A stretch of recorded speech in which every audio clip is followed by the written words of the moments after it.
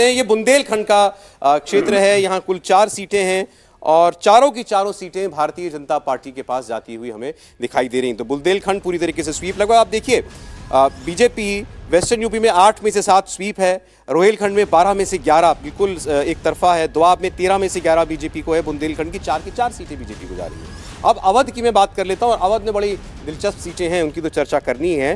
Total 14 सीटें Bharatiya Janata party को 12 सीटें मिलती हुई दिखाई देती हैं आज, और कांग्रेस पार्टी को 2। और कांग्रेस पार्टी को 2 कौन सी होंगी? आपके सामने बहुत सारे ऑप्शंस नहीं हैं, लेकिन हम चर्चा करेंगे अमेठी और रायबरेली की। अमेठी से इस वक्त केंद्रीय मंत्री स्मृति ईरानी सांसद है, रायबरेली से सोनिया गांधी सांसद हैं। तो क्या अवध में इसके अलावा कोई और सीट आपको नजर में आती हो तो बताएं, उसकी भी हम लोग चर्चा कर सकते हैं। नहीं, अगर वरना फिर अमेठी की बात करें। सबसे महत्वपूर्ण कहेंगे तो फिर तो वही दोनों सीटें, अमेठी, रायबरेली और अमेठी। अमेठी फिर पलट रही है क्या?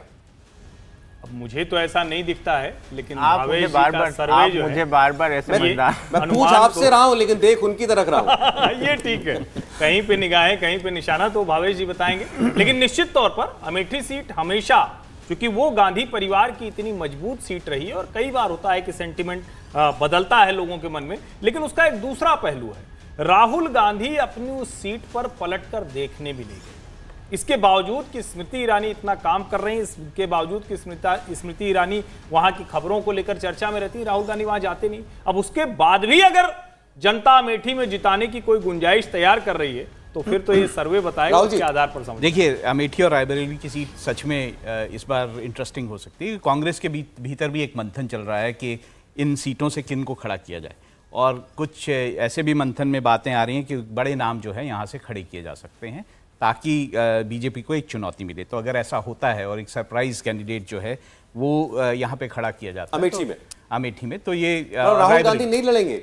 मैं ये कह रहा हूँ कि ये हो सकता है, क्योंकि ये बात जो है कांग्रेस के भीतर ये मंथन है कि किन इन दोनों सीटों पे, खासतौर से रायबरेली को भी अगर हम देखें तो उस पे किसे खड़ा किया जाए, अगर सोनिया गांधी जो हैं वो नहीं करती हैं। देखिए, यही चर्चा है कि हेल्थ रीजंस की वजह से सोनिया गांधी शायद रायबरेली से चुनाव ना लड़े, तो उनकी जगह अब चूंकि वो बिल्कुल पॉकेट बोरो माना जाता है, तो वहां से प्रियंका जी चुनाव लड़ सकती हैं। सवाल दूसरा ये महत्वपूर्ण है जो बताया अभी राहुल जी ने, अमेठी की सीट पर वापस चुनाव लड़ने के लिए राहुल गांधी आएंगे या नहीं आएंगे? पिछले चुनाव में दो जगहों से चुनाव लड़े थे, अमेठी से हार गए, वायनाड से जीत गए। अमेठी के बाद हर्षवर्धन जी ने जैसा कहा, बहुत ज्यादा ताल्लुक उन्होंने नहीं रखा इन बीते 5 सालों के अंदर, लेकिन क्या अपनी इस पारिवारिक सीट को बिल्कुल ही त्याग देंगे, छोड़ देंगे राहुल गांधी? क्या लगता है देवेंद्र जी आपको? देखिए, अगर आप, मैं यूपी के पर्सपेक्टिव में केवल बात कर रहा हूं, जब आप अमेठी और रायबरेली सीट की बात करते हैं तो दो चीजें बहुत स्पष्ट रूप से समझिए कि राहुल गांधी अगर वायनाड गए हैं तो उसका बड़ा सिंपल सा रीजन था कि ये फीडबैक था कि अमेठी सीट जो है वो लूज कर रहे हैं और उनको लड़ना था,